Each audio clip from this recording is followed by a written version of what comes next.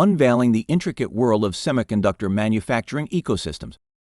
In the world of semiconductors, there's a vast network of industries and businesses working together to create the products we use every day.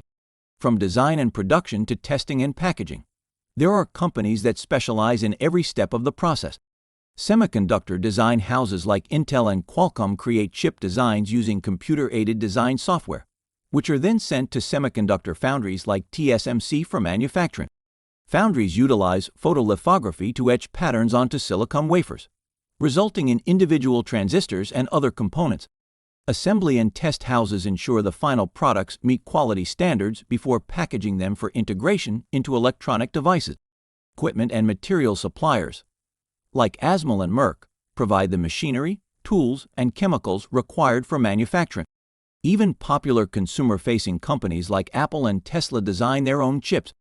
Logistics companies like Airspace and C&W play a critical role in supporting the ecosystem. The semiconductor manufacturing ecosystem is complex, interconnected, and constantly evolving to bring us new and innovative semiconductor products.